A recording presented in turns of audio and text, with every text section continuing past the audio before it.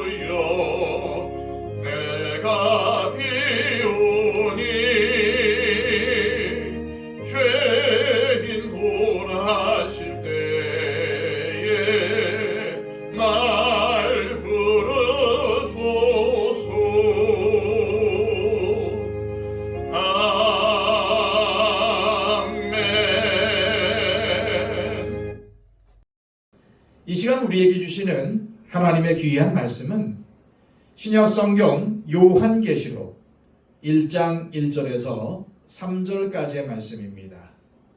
신약 성경 399쪽입니다.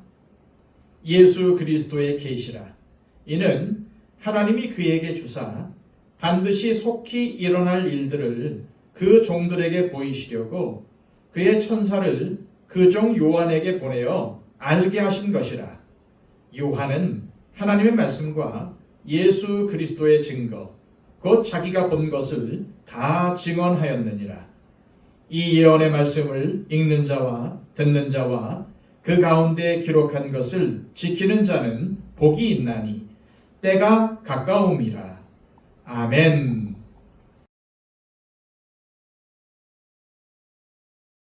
주님의 복음이 왕성하게 퍼져나가던 주후 1세기 말, 로마는 많은 민족들을 무력으로 정복하여 대제국을 건설했습니다.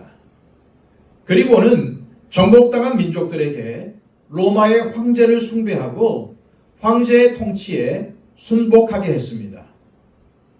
이런 시대적인 상황에서 예수 그리스도를 믿는 그리스도인들은 당연히 거센 박해를 받을 수밖에 없었습니다. 요한 사도는 로마 황제 도미시안의 극심한 박해 때문에 힘겨워하는 초대교회 성도들을 위로하고 격려하고자 주후 95년경 요한계시록을 기록한 것입니다. 그래서 요한계시록은 위로의 책이며 승리의 책이며 성도들이 읽어야 할 소중한 책입니다. 특히 현재의 어려운 삶을 어떻게 이겨나갈 수 있는지를 가르쳐주는 위대한 책입니다. 그래서 오늘부터 요한계시록의 말씀을 묵상하려고 합니다. 1절입니다. 예수 그리스도의 계시라. 이는 하나님이 그에게 주사 반드시 속히 일어날 일들을 그 종들에게 보이시려고 그의 천사를 그 종 요한에게 보내어 알게 하신 것이라. 여기서 말씀하는 그 종들은 누구일까요? 먼저는 7 교회로 상징되는 성도들일 것이고, 후에 이 요한계시록을 읽어 은혜를 받고 생명을 얻으며 더 나아가 이 세상을 이겨내야 할 모든 그리스도인들을 가리킵니다.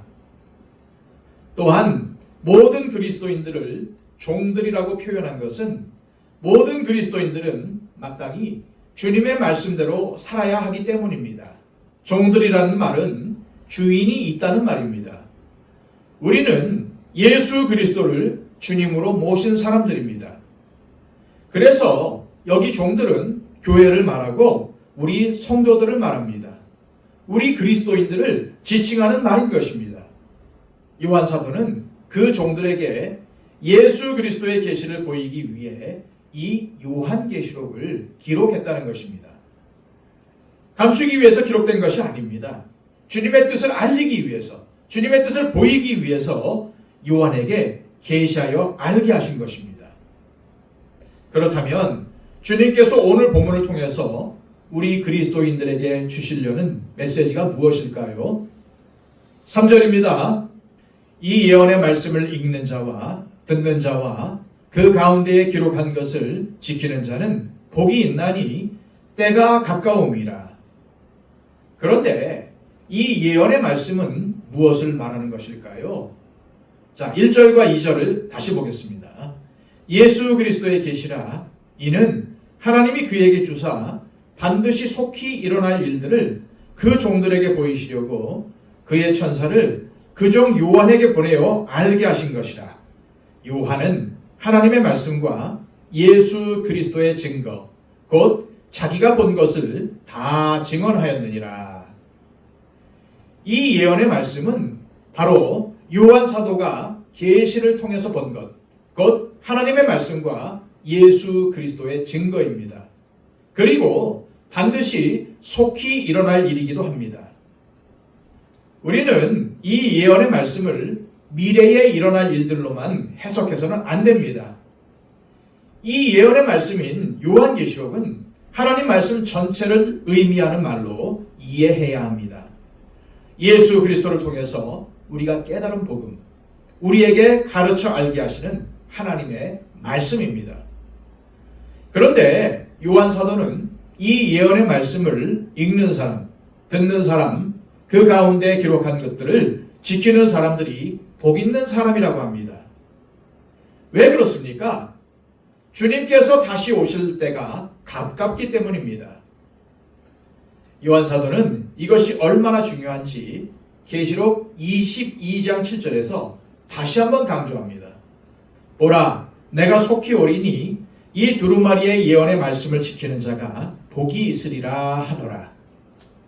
하나님은 그 종들인 우리 그리스도인들에게 보이시기 위해서 요한사도를 통해 요한계시록을 기록하게 하셨습니다.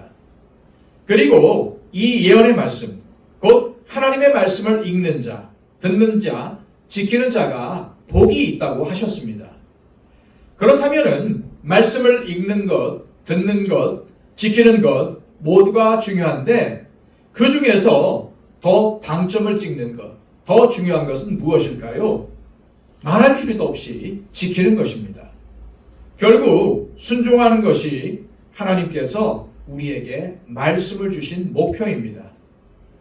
이것은 곧 주님 오실 날을 기다리며 종말을 살아가는 우리 그리스도인들에게 이 예언의 말씀, 좁게는 요한계시록, 넓게는 전체 하나님의 말씀을 주신 이유는 바로 우리들의 변화를 위해서라는 말입니다.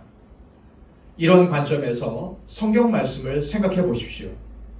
성경 말씀의 많은 부분들이 성도들의 삶의 변화에 관한 것입니다. 그러므로 요한계시록의 관심은 무엇일까요? 처음과 끝에 교회에 관한 이야기가 나오고 또한 가장 처음과 끝에 이 예언의 말씀을 지키는 삶에 대해서 말씀하고 있다는 것을 볼 때에 우리는 요한계시록이 성도들의 삶의 변화를 목적으로 하고 있다는 사실을 알 수 있습니다. 이렇게 하나님의 말씀을 읽고 듣고 지킬 때 삶의 변화가 일어나며 변화된 삶을 우리 그리스도인들이 살아갈 때에 복된 삶을 살게 되는 것입니다. 오늘 말씀에 나오는 복이 있다는 말은 마태복음 5장에서 주님께서 팔복의 말씀을 하실 때 그 복과 같은 의미입니다.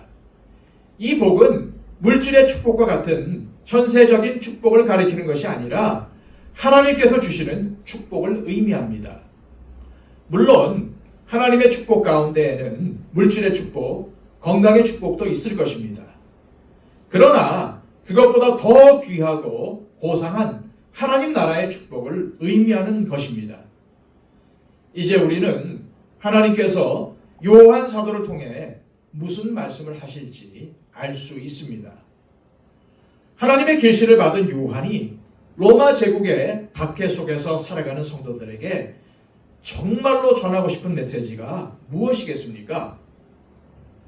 그것은 이 예언의 말씀을 읽고 듣고 지키는 사람들, 즉 엄청난 박해 속에서도 인생의 고난 중에서도 하나님의 말씀에 순종하는 사람들에게 하나님의 축복인 참된 평강과 만족이 있다는 것입니다.